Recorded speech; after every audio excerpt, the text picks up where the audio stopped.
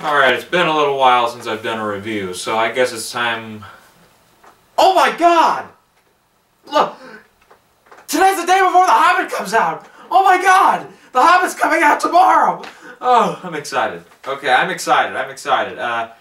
I'll do this review quick. I'll try to make it a little quicker than the other one so I can get to The Hobbit, because I really want to have a 5-minute recap at the end of the film review, and then do a Hobbit, like 2-minute or less look at The Hobbit, what I think about The Hobbit already.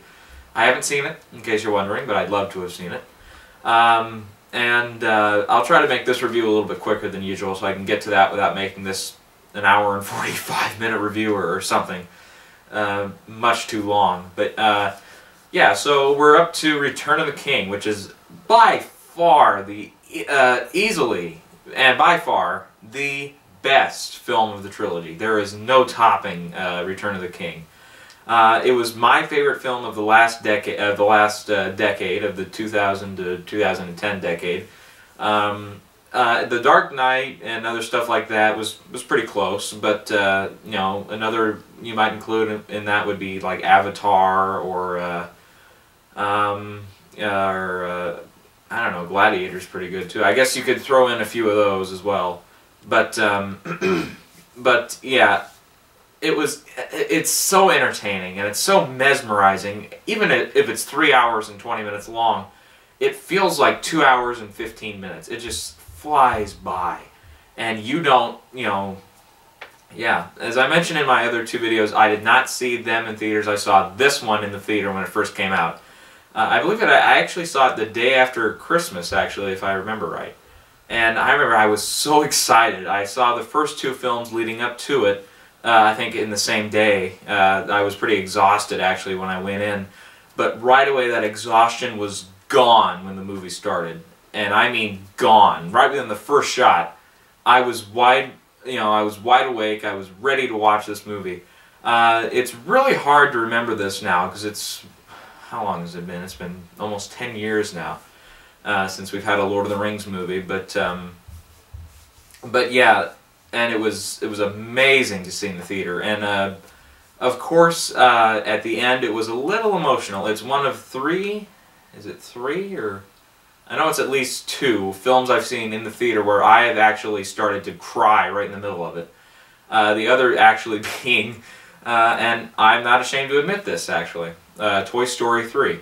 Yeah, that's right, and that's of course professional 7-year-old guy, not you know, not 4-year-old kid crying at like Finding Nemo or something. I don't know, but yeah, I definitely had an emotional reaction to this when I first saw it in the theater, and for almost 10 years, I never had that reaction again until I just saw it now, and that was of course just after seeing the other 2. I have no idea what caused it, but I'm okay now, just in case you're wondering. No, I'm fine. So we'll get right on with it. Let's get going here. I feel like I've wasted too much time already. I gotta mention it. 11 Oscars. 11 Oscars! Of course this movie's great. It won 11 Oscars, tied, three-way tie now for a number of Oscar wins, so that's another fantastic feat it accomplished. So let's get going. I've wasted too much time. You with me, hat? Okay, my hat's gonna stay on this time. Okay, we're going to start with the opening scene. Of course, the Lord of the Rings movies always have these opening scenes before they reveal the title. This one actually had almost 2 of them. But the first scene, of course, was the introduction to Gollum, when he was more or less human.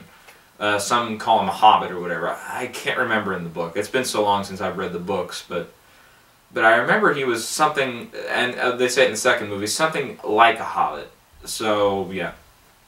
And of course, his cousin Deagle finds the ring, and he kills Deagle over it because he's jealous. He wants the ring. His desire to get the ring is far too tempting, and we see his dehumanizing actually unfold. And it's really creepy to watch. I remember in the theater I was kind of getting freaked out, you know, with every passing clip. It would just get progressively worse and worse.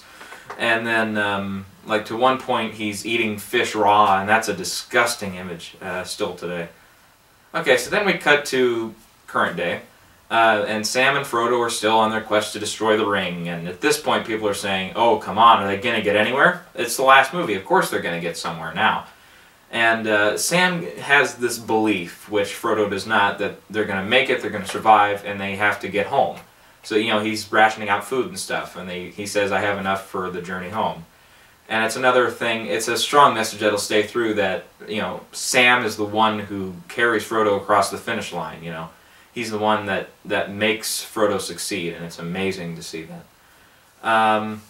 And then there's a scene where Merry and Pippin are in Isengard, and they're kind of celebrating their victory after the best part of Two Towers, when the trees took down Isengard. Awesome to see. I do know, and I have seen on YouTube, the deleted scene, which is in the extended cut, where Saruman actually gets killed. And he falls off the tower, and he lands, and he gets impaled on the wheel. Yeah, I've seen it. It's a great, great scene. I don't know why they didn't include it in the theatrical cut. I guess it's just better for Gandalf to say, no, his power's gone, and that's it. But yeah, I have seen that scene. It is amazing. I don't know why they cut it out. But that is about the only clip I've seen from the extended cuts, and I've only heard about it just since, you know, I don't know. But yeah, I'd heard about that scene, and I said, I've got to watch this scene now. And I saw it. But yeah. And Pippin finds the Palantir, is how you pronounce it, I believe. And that's kind of like this magic 8-ball that Saruman would use. It's actually pretty cool. And then Theoden, back to Rohan now. Theoden gives this speech, you know, at this hall, you know, Hail the Victorious Dead, and they all drink, and he says something that is a recurring theme with his character through the movie, which is, you know, it was not Theoden who led our people to victory, it was Aragorn, and he has this self-disappointment in himself, where he's like, I'm not equivalent of king. This guy is the potential king, next king of Gondor. You know, they've only had stewards for a while. And Isildur's heir will now pick up the crown and wear it on his head, and he'll rule Gondor. And I don't know, I don't want to say this, because I don't believe it was part of the books, nor was it in the extended cut, as far as I know. But, Theoden kind of worries that maybe Aragorn will also want to rule Rohan. I can't remember if that was in the books or not, but I'm glad they didn't bring it to the forefront, or else it could have caused another subplot that could have potentially fallen apart and made the movie just too gigantic. Like some people complain about Dark Knight Rises, for example, just having all these different subplots, and you know, none of them, some of them don't feel relevant. That would have been the case here, and soon we would have had to cut one of them out, so yeah, that's that.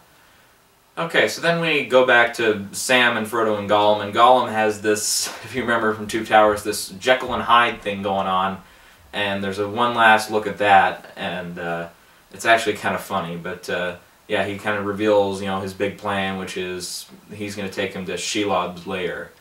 And then you know, Sam finds him, and he, you know, claims all this stuff, like he means to murder us and so on. And Frodo just kind of, you know, says, no, Sam, you're wrong, come on, and then they keep going or whatever.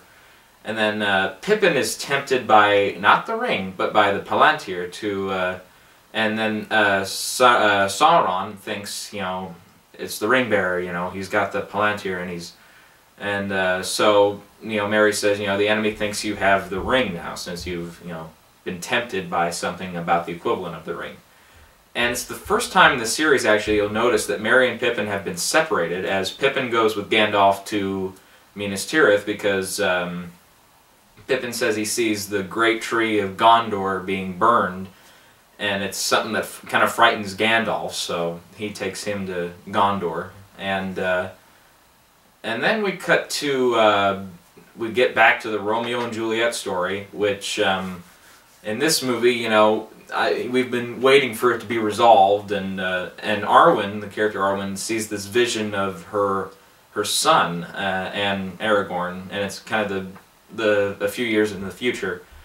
And, you know, she comes back to Rivendell, and she sees her father again and says, you know, I've made my choice, I'm going to live this life where I love a mortal, I, you know, marry a mortal, we have children that, you know, are mortal, and I will watch them die, and, you know, and that's the way I'm going to live.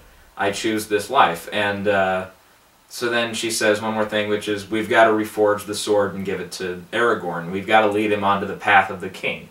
And it's a great scene, actually, even though it's really, really short, where they start reforging the sword, and it's all its glory is rebasked into this new sword. And it's great to watch.